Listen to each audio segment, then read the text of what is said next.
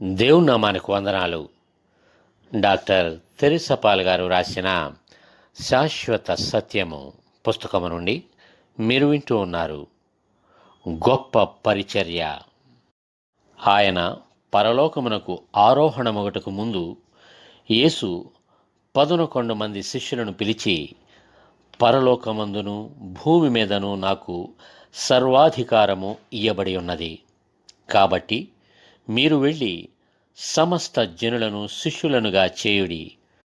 తండ్రి యొక్కయు కుమారుని యొక్కయు పరిశుద్ధాత్మ యొక్కయు నామములోనికి వారికి బాప్తిస్మమిచ్చుచు, నేను మీకు ఏ ఏ సంగతులను ఆజ్ఞాపించితునో వాటినన్నిటినీ గైకొనవలెనని వారికి బోధించుడి.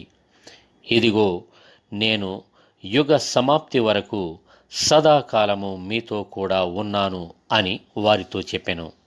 మత్తయి సువార్త 28వ అధ్యాయం 18 నుండి 20 వచనాల వరకు.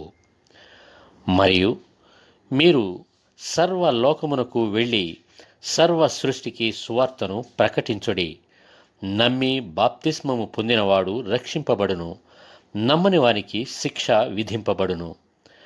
నమ్మిన వారి వలన ఈ సూచక క్రియలు కనబడును.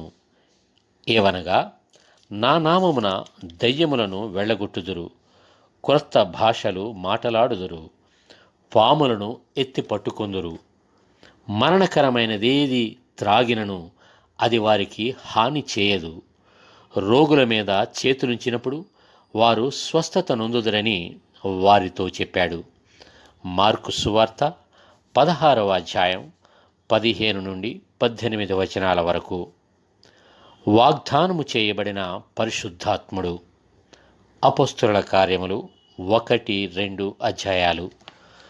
తరువాత యేసు తన శిష్యులకు 40 దినముల వరకు కనబడుచు దేవుని రాజ్య విషయములను గూర్చి వారికి బోధించెను. వారందరూ కలుసుకున్నప్పుడు, మీరు యెరూషలేము నుండి వెళ్ళక నా వలన వినిన తండ్రి యొక్క వాగ్దానము అనగా పరిశుద్ధాత్మ కొరకు కనిపెట్టుడి అని ఆజ్ఞాపించాడు. యేసు తిరిగి పరలోకం వెళుతున్నానని వారితో చెప్పాడు. అయితే పరిశుద్ధాత్మని రూపంలో వారితో ఎల్లప్పుడూ ఉంటానని చెప్పాడు. ఆయన వెళ్ళిన తరువాత త్రిత్వములోని 3వ వ్యక్తి అయిన పరిశుద్ధాత్మని పంపుతానని చెప్పాడు. ప్రతి విశ్వాసి దురాత్మ అయిన సాతానుపై జయమును పొందుటకు పరిశుద్ధాత్మునిచే నింపబడడం ఎంతో ప్రాముఖ్యమైనది. గనుక యేసు, పరిశుద్ధాత్మ మీ మీదికి వచ్చునప్పుడు మీరు శక్తి నొందెదరు గనుక మీరు యెరూషలేములోను యూదయ సమరయ దేశముల యందంతటను భూదిగంతముల వరకును నాకు సాక్షులయ్యుందురని వారితో చెప్పెను.